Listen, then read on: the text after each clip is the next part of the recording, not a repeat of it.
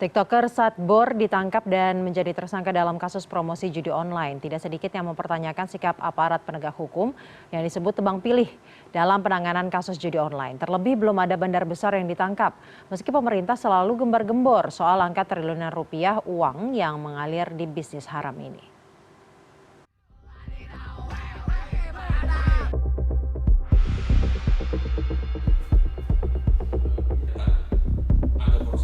Karena biasanya memang pancingan bandar itu seperti itu. 1-3 kali menang, kalahnya berkali-kali, yang diingat itu kemenangan bukan kekalahannya. Jadi petani di kampung tidak sejahtera, jadi tukang jahit pun sama. Pria asal kampung Babakan Baru, Kecamatan Cikembar, Sukabumi ini pun mencoba peruntungan dalam industri kreatif, menjadi pembuat konten menghibur di media sosial TikTok. 4 tahun menjadi TikTokers, nasib Satbor berubah. Pundi-pundi rupiah didapat hingga orang sekampung mengikuti jejaknya. Namun sayang, kebahagiaan Satbor dan warga kampung berakhir setelah Satbor ditangkap karena mengucap sebuah akun judi online yang memberinya gift.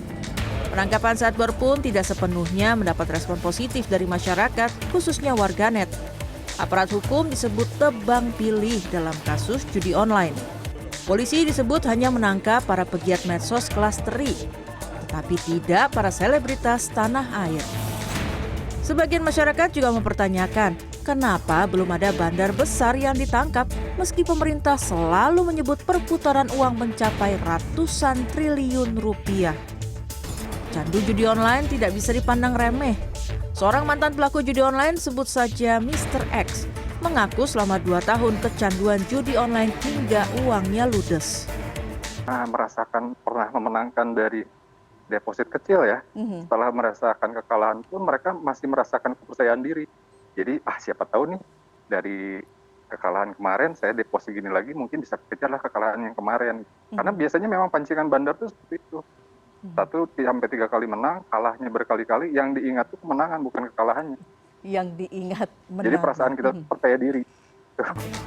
Sejalan dengan kesaksian mantan pemain judi online, Ketua Kelompok Humas dan PPID PPATK M. Natsir Kongah menyebut, judi online menyasar rakyat kecil.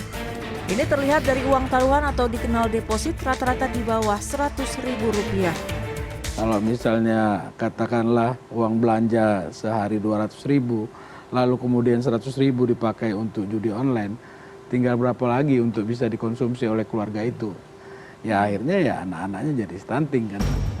Ahli keamanan siber Pratama Persada juga mempertanyakan soal penegakan hukum kasus judi online yang tidak menyentuh hulu bisnis haram ini, alias sang bandar besar. Penangkapan pelaku judi online termasuk para pegiat media sosial yang terlibat promosi tidak akan mampu membendung bisnis judi online. Kalau mau dilakukan penegakan hukum, pasti kita tahu lah. Nggak usah jauh-jauh lah, kita tiap makan siang, jam makan siang ke parkiran gitu. Pasti kita akan ngelihat orang lagi main slot, main judi online. Kita bisa lihat, apa mau ditangkep-tangkepin?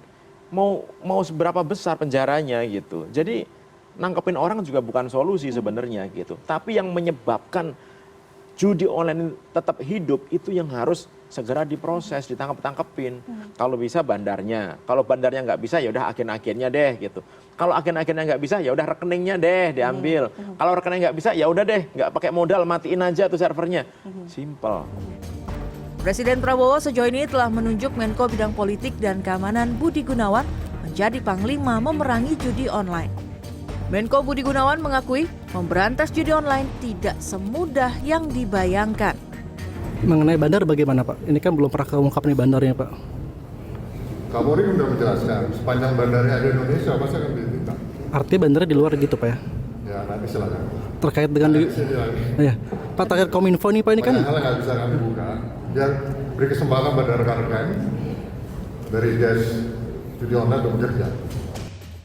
Sebelumnya pada Rabu 6 November, di depan Komisi 3 DPR, Pusat Pelaporan dan Analisis Transaksi Keuangan PPATK menyebut kenaikan fantastis transaksi judi online di Indonesia. Hanya dalam waktu 6 bulan hingga Juni 2024, transaksi judi online mencapai 174 triliun rupiah. Dan jumlah ini terus meningkat drastis pada semester kedua tahun 2024. Transaksinya sudah mencapai 283 triliun rupiah.